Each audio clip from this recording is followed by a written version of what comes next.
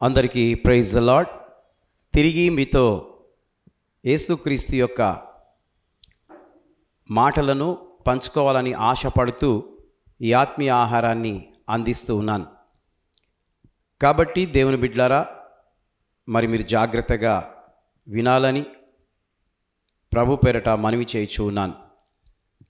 ఈ రోజున మరి కుటుంబంకు కావలసిన 12 సూత్రాల హెచ్చరికలను మీకు పంచాలని ఆశపడుతూ ఉన్నాను.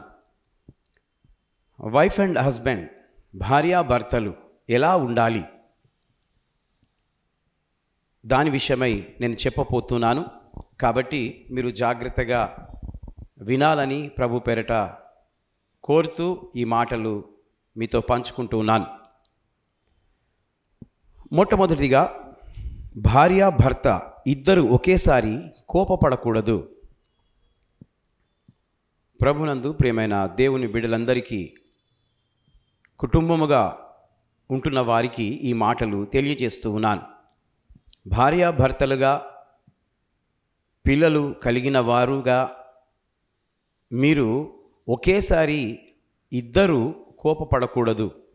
రెండవది, ఇంట్లో భార్యాభర్త అరుపులు కేకలు పెట్టుకోకూడదు.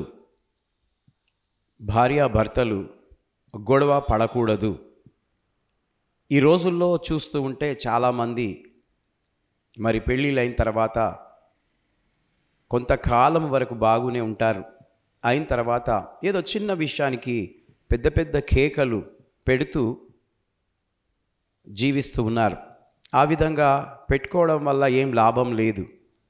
కనుక నా యొక్క హెచ్చరిక మాటలు మీరు జాగ్రత్తగా ఆలకించాలని, మీరు సరి చేసుకోవాలని మాటలు చెప్తున్నాను.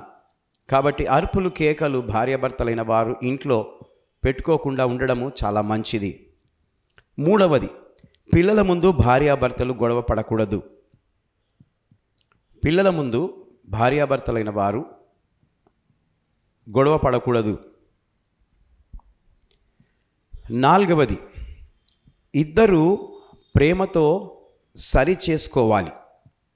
ఒకవేళ గొడవ పడితే ఇద్దరు తిరిగి సరి చేసుకొని మీరు మీ కుటుంబ జీవితాన్ని కొనసాగించాలని చెప్తూ ఉన్నాను.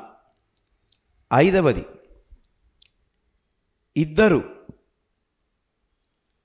తప్పు చేస్తే గతాన్ని త్రవ్వకూడదు. పెళ్ళి కాకముందు అబ్బాయే కానీ అమ్మాయే కానీ ఏదైనా రాంగ్ రూట్లో వెళ్ళినప్పుడు, మరి అది మీకు తెలిసిందనుకోండి, ఇరువురిలో ఎవరికైనా ఇరువురి యొక్క క్రియలు, అప్పుడు వివాహం అయిపోయిన తర్వాత అవిట్లని తవ్వకూడదు. ఆ విధంగా తవ్వుతూ ఉంటే మీ కుటుంబ జీవితం చిన్న భిన్నం అయిపోతుంది. కనుక మరి సరి చేసుకొని మీరు ప్రభు మార్గంలో నడవాలని ఈ మాటలు చెప్తూ ఉన్నాను. ఆరవది, ఇద్దరు ఏదైనా క్షమించుకోరాని తప్పు చేస్తే మరి ఇరువురు కలిసి క్షమాపణ కోరుకోవాలి. భర్త భార్యను కోరొచ్చు, భార్య భర్తను కూడా కోరొచ్చు. అప్పుడు మీ మధ్యలో ఎలాంటి తప్పులు దాగి ఉండవు. కాబట్టి మీరు ఆ విధంగా క్షమించుకోవాలని కోరుతూ ఉన్నాను. ఏడవది, మనస్పర్ధాలతో ఇద్దరు పండుకోకూడదు. మనస్పర్ధాలు ఉంటే కూడా చాలా ప్రమాదం. కాబట్టి దేవుని బిడ్డలారా, ఆ విధంగా ఎన్నో వార్తలను వింటూ ఉన్నాం. మనస్పర్ధాల వల్ల ప్రాణాలు కోల్పోతాయి. కాబట్టి క్రీస్తును నమ్మిన నీవు, నీ ప్రాణాల మీద నీకు అధికారం లేదు, అది దేవుడిచ్చింది. కాబట్టి నీవు ఈ మాటల ద్వారా సరి చేసుకొని మరి మీ కుటుంబ జీవితాన్ని గడపాలని కోరుతున్నాను. మనస్పర్ధాలతో పండుకోవద్దు, మీకు సంతోషం ఉండదు.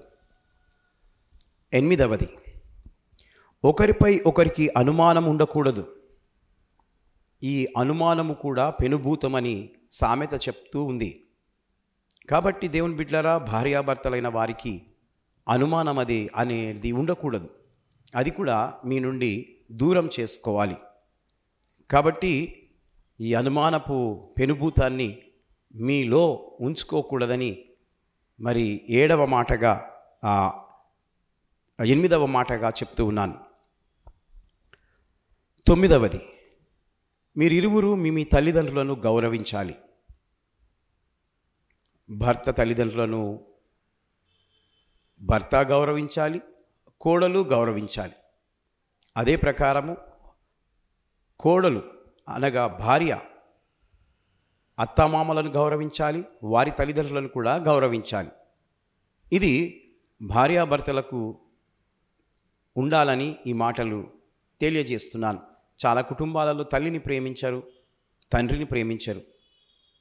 మరి భార్య కూడా వాళ్ళ తల్లిదండ్రులను ప్రేమించదు, మరి అత్తామామలను ప్రేమించదు. ఆ విధంగా ఉండకూడదని వాక్యం సెలవిస్తూ ఉంది. భర్త భార్యను హత్తుకోవాలని వాక్యంలో ఉన్నది, కానీ తల్లిదండ్రులను గౌరవించాలని లేదు. తల్లిదండ్రులను కూడా సన్మానించుము అని వాక్యంలో ఉంది. కాబట్టి ఆ మాటలను బట్టి మీకు చెప్తూ ఉన్నాను. మీ ఇరువురి పేరెంట్స్కి మీరు మంచి రెస్పెక్ట్ ఇవ్వాలని ప్రభు పేరట మనవి చేయుచున్నాను. 10వది, మీరిరువురు కుటుంబంగా కలిసి ప్రార్థన చేయాలి.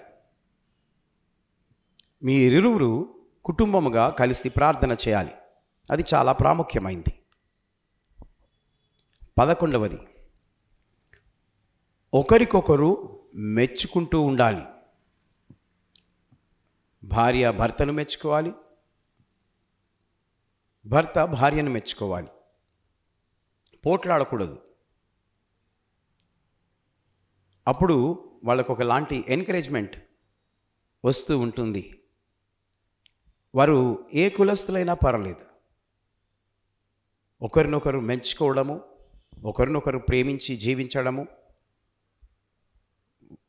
ఆ విధంగా మీ కుటుంబాలు దీవించబడతాయి. 12వది, మీరిరువురు తృప్తి కలిగి జీవించాలి.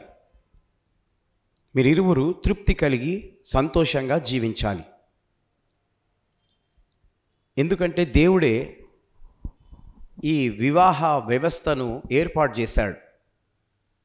కనుక ప్రియమైనటువంటి దేవుని బిడ్డలారా, మరి బైబిల్ గ్రంథంలో చెప్పబడినట్లుగా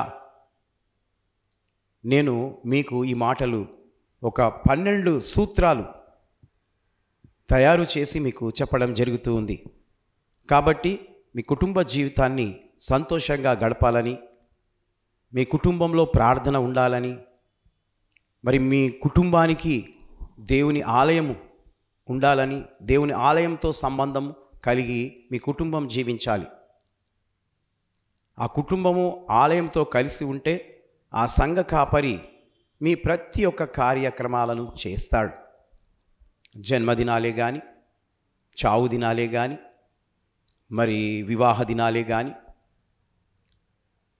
గృహప్రవేశమే కానీ, ఇంకా ఇతర కార్యక్రమాలన్నీ కూడా ఆ దైవ సేవకుడు చేస్తూ ఉంటాడు. ఎప్పుడు నీవు సంఘానికి అంటు కట్టుబడి ఉంటే. కాబట్టి నీవు ఒక సంఘానికి మెంబర్గా ఉండాలని మీ కుటుంబము ఈ మాటలు తెలియజేస్తూ ఉన్నాను. కాబట్టి దేవునికి స్తోత్రం. దేవుని బిడ్డలారా, నా మాటలు ఆలకించి మీ కుటుంబంకు ఎప్పుడు అవసరమైన ఈరోజు డేట్ రాసి పెట్టుకోండి. అప్పుడప్పుడు మీ కుటుంబం చిన్న భిన్నం అవుతూ ఉంటే, మనస్పర్ధాలు వస్తూ ఉంటే చదువుకోండి. దేవుడు మిమ్ములను మీ కుటుంబాన్ని దీవించి ఆశీర్వదిస్తాడు. దేవుడి మాటలు దీవించి ఆశీర్వదించును గాక. May God bless you.